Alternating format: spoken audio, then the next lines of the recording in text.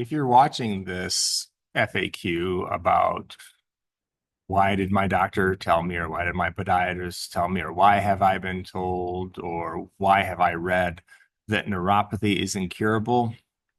That's actually a very long discussion. And what I will do is I'm going to tell a very quick story, and I'll try and make it as quick as possible, and then kind of lead it to the well, what I would call the answer. And this goes back about almost 5 years now. I was just going through the process, getting trained with neuropathy and what needs to be done and why. And I was excited because I always like learning new things and finding new ways to kind of expand my knowledge with regards to healthcare. And I had a patient come in, Amir, and Amir works for a pharmaceutical company. And I commented to Amir because I had just started implementing and was seeing the distribution of patients, like the causes. And of course, the most common cause was the type 2 diabetic or insulin resistance crowd, the patients that were experiencing type 2 diabetes or on that path. And I said to Amir, so I was just over there on the adjusting table with him, like, Amir, I don't understand the reason I'm seeing a huge chunk of these patients because they're in front of me because they have type 2 diabetes or they're pre-diabetic or insulin resistant, and that's reversible easily in most cases. And he just smiled, and he's much younger than me. He laughed at me. He's like, for being so old, call me old, ouch. For being so old, doc, you sure are naive. What do you mean by that? And he got into discussion of money. And immediately went to, do you understand the concept of lifetime value? And I said, yes, I've heard that before. He says, and he went on to explain lifetime value of patients from the pharmaceutical side means how much money we will collect over the lifetime of the patient for a specific drug. And we have it calculated per condition. So they know it for heart disease, they know it for cholesterol issues, they know it for cancer, they know it for diabetes. And he said, I happen to be in the diabetes arm of this company. I won't name it, but a very large pharmaceutical company. And he said that, what would you think is the amount of money that we've collected over the lifetime for the patient who's diabetic, type 2? And I said, I got 50,000. He said, higher, 100,000, 200,000. Shakes his head at me, 400,000, higher again. And that went on for quite some guesses, quite a few guesses before he finally said it's actually right around $670,000 per patient. And I apologize if people find this upsetting. I wasn't too happy to hear it, but this is just the reality. And where that went to was Amir said there really isn't any money in a cure. He said it's far more profitable to manage conditions. And he said many times what I see in the offices is that the doctors are handcuffed by the system. And with regards to the system, he said administrators run hospitals, administrators run clinics. He says it's not really the doctors who are running things any longer. It's administrators, and most of those administrators are not MDs, they're not physicians, they're not nurses, they're MBAs. And the logical conclusion of that for him when I asked that question is because it's money.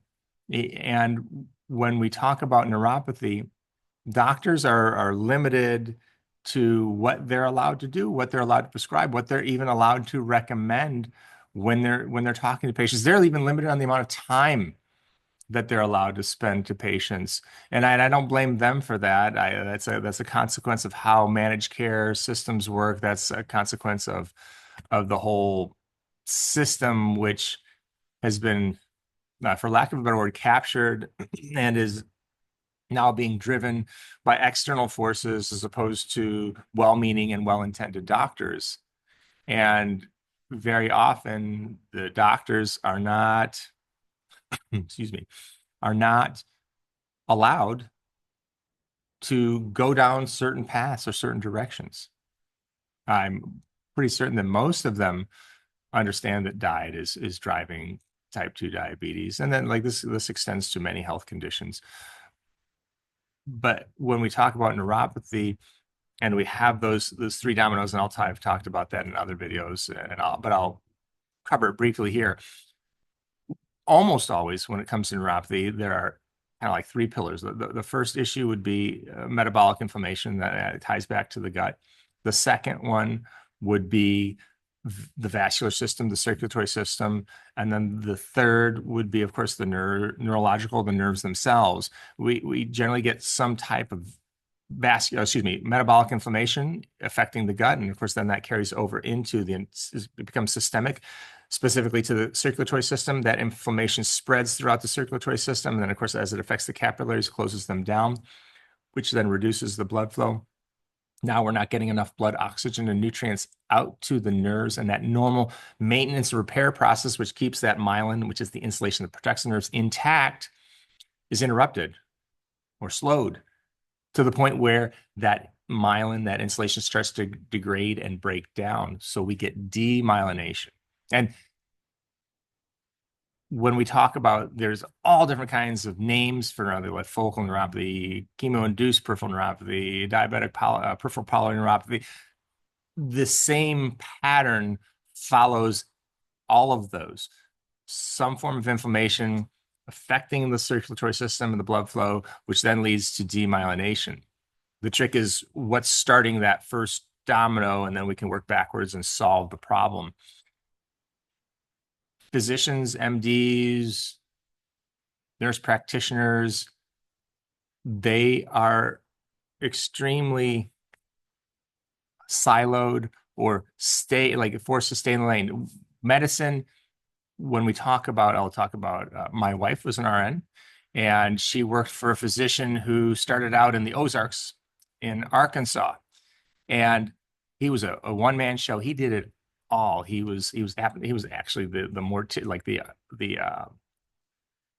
coroner for the town. He ran the ambulance by himself. He was the general practitioner. He was the OB-GYN. He was the pediatric. He did everything.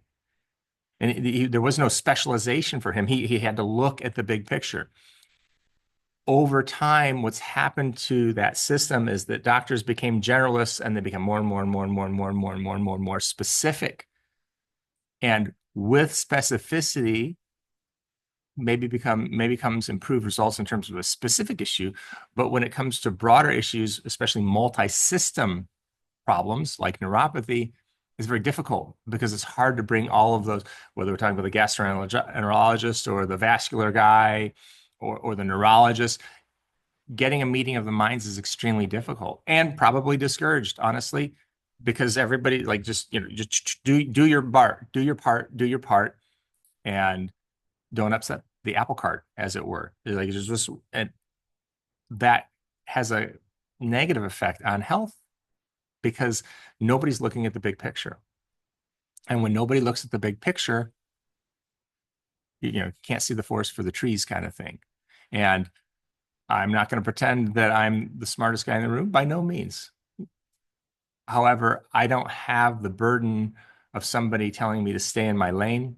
I am able to make the recommendations I feel are most appropriate because I don't have some bureaucrat or some administrator telling me, well, that's not the way the hospital does this, or that's not the way the clinic does this, or this is what we do. I don't have a policy procedure manual that says this is how I treat type 2 diabetic patients. This is how I treat fibromyalgia patients. This is how I deal with and help Alzheimer's patients or patients with MS or whatever the case may be, because I don't have a time limit on the amount of time I spend speaking with a patient.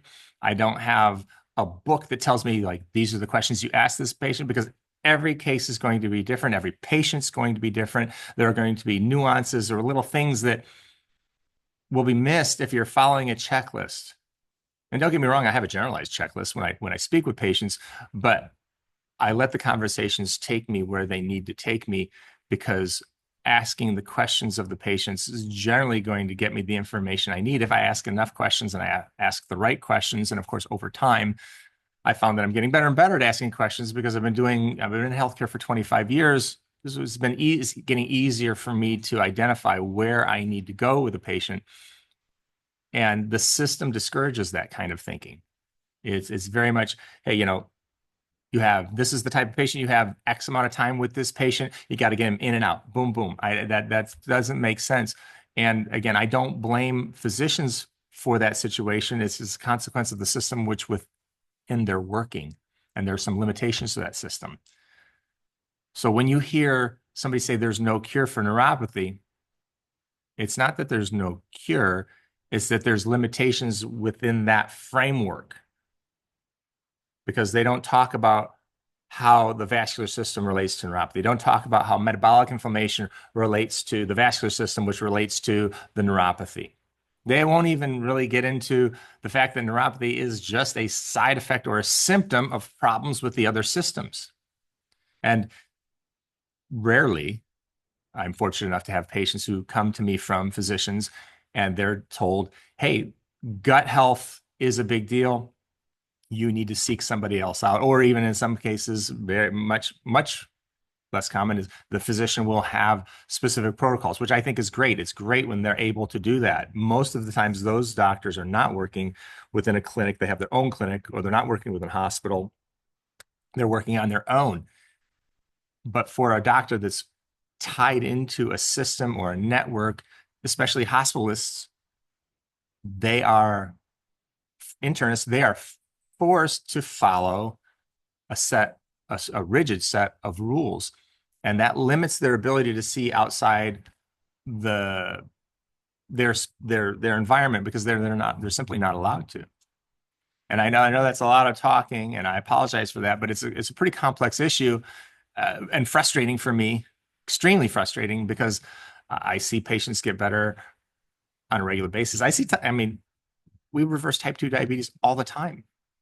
It's not a miracle. They've been doing it for years. I found as far back as I think like 1917 or some. There was an article I read about a physician assisting a patient to reverse their type 2 diabetes diagnosis. Their diabetes, they called it sugars back then, but their blood sugar problem way back when. And again, it's not that these things can't be done. It's just that they aren't part of the protocols that are allowed. And that's an issue, and it's frustrating. But what I'm seeing more and more now is patients who are coming to me understand that their doctors are doing the best they can, but they're going to have limitations. And so then patients become advocates for themselves. And for those that are curious and that want to help themselves more than I want to, which is important, then we're seeing changes in results. So that's basically the long version of why neuropathy is incurable. And it's not that it's incurable, it's just that the protocols don't allow it. Okay, hope that answers your question. And of course, if you have any, always just shoot me an email or contact us, so we'll do our best to answer them in more detail. Thank you and have a great day.